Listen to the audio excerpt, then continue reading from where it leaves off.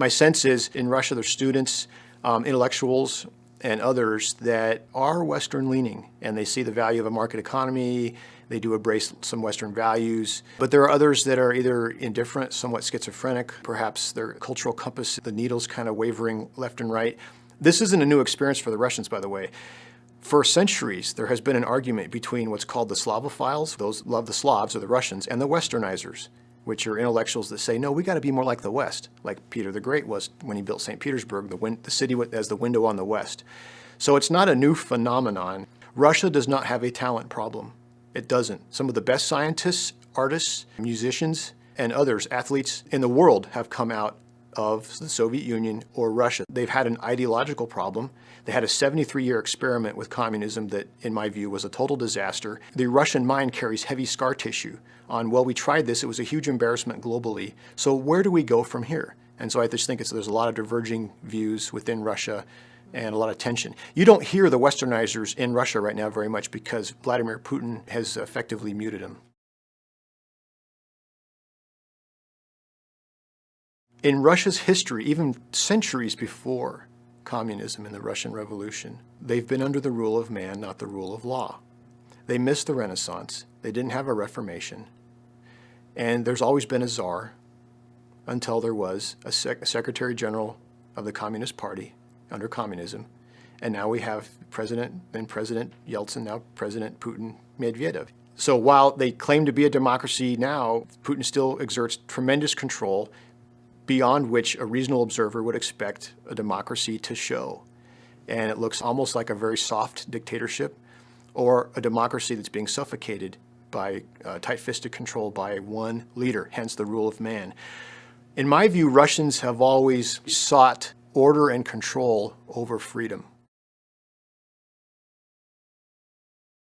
Some specific things that curtails freedom in Russia right now. I would say the best example would be the freedom of the press, which over the past several years, Putin has basically seized or forced the closure of some moderate and Western-leaning or very open media outlets. The only difference is if in the Soviet times you were censored, you would go and the censorship would come in and they say, well, you can't ask these questions, no, you cannot publish this answer, no, that this, and sterile material will go out to the mass media. I think that those days were better because the journalists were smart and the censors were not so smart. So they had those little tricks where they would let some information through and people would get it, and if they get charged with it, they say, hey, it was censored, it was approved by the authorities. Nowadays, you self-censor yourself.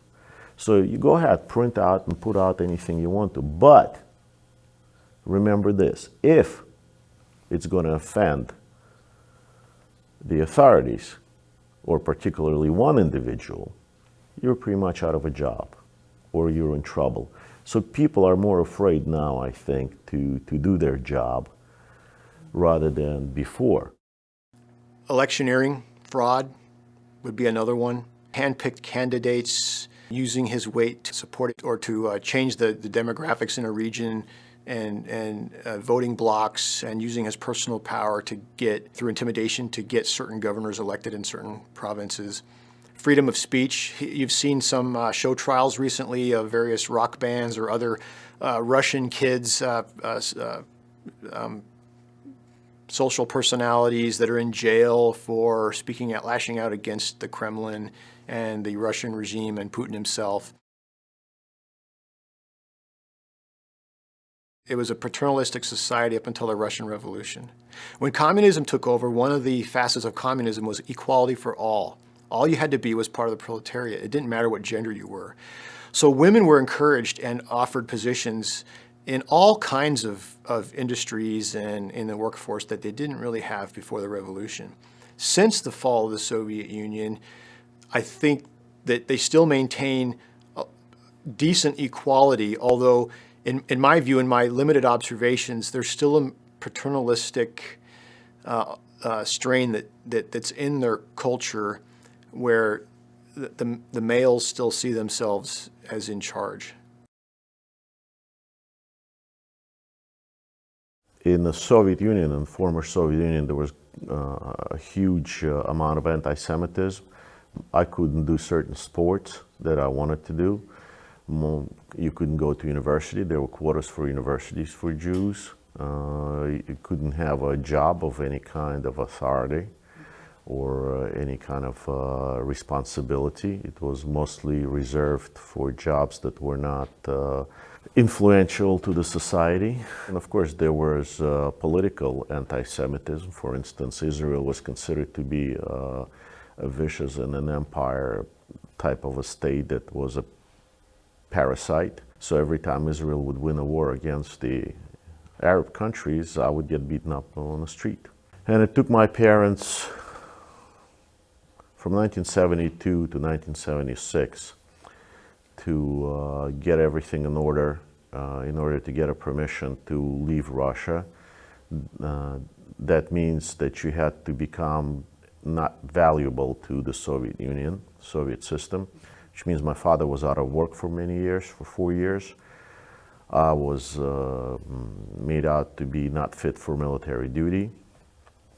And eventually the Soviet system said, okay, we don't need anybody like you, and they gave us permission to leave.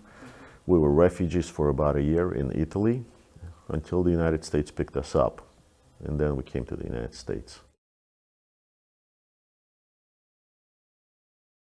It's a standoff, but I think we came to the point, and I think Russians came to the point, they're realizing that nuclear weapons are obsolete in our society now. The United States doesn't really need nuclear weapons any longer because we have precision weapons. And we're definitely not going to go and blow up the entire country somewhere or entire continent. It's just not in our agenda, I guess, anymore, because we have precision weapons. And Russians, I think, are coming to the same understanding that they rather have precision weapons than nuclear weapons. So I think once Russians develop enough precision weapons, maybe the treaties will go further on, because nuclear weapons are not something that you can keep in a stockpile. It's very costly. I mean, it's very expensive to keep them. They do have the nuclear threat, and that is serious business. And it's something that, rightfully so, has been under the carpet since the end of the Cold War.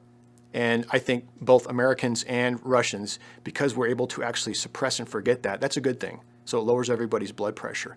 Now with Russia back on the radar screen globally, doing what they're doing right now in Crimea and possibly threatening to do so in Ukraine, it brings into stark relief their possible nuclear threat. And of course, that ability that they have enters into the calculus that Western leaders use to figure out response options to Putin's next move.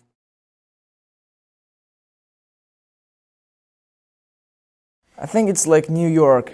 All people is busy, everyone is working, everyone is studying, teaching someone.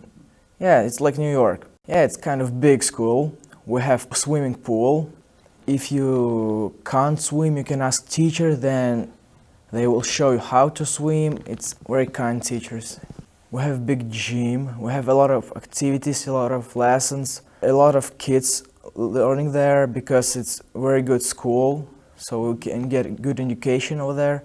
Along of 11 grades, we study all subjects because it's important for us in the future. But when I'm finishing school and going to study in university, I have to choose what subjects I will to study. To be a banker, of course, it's my dream.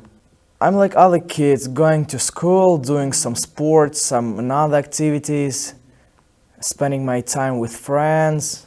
I'm a social person, so I have a lot of friends. We're always going to cinema because we can do it together with all my friends, all my classmates.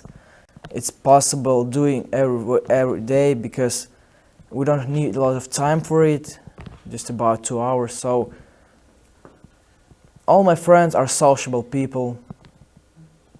Yeah, they have a lot of friends too, like me. The first Chechen war in the mid to late 90s did not go well for the Russians. The military did not perform well.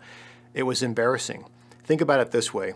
Chechnya was and still is inside of Russia. It's part of Russia. So just think how badly the U.S. military would feel if it had a rebel state in the United States And this state was revolting inside the United States, and the U.S. federal military was unable to quell that rebellion. That's what happened. They simply could not invade successfully their own country, one part of their own country. So it was humiliating for them. Well, in comes Putin and basically does it again in the early 2000s, and this time he succeeds, he wins, which was a huge motivating factor for the Russians. They could finally say they restored order. Putin did cut some political deals and did install a Moscow-friendly leader in Chechnya. And today you don't hear a whole lot of Chechnya other than the occasional. It still is somewhat of a breeding ground for some terrorists.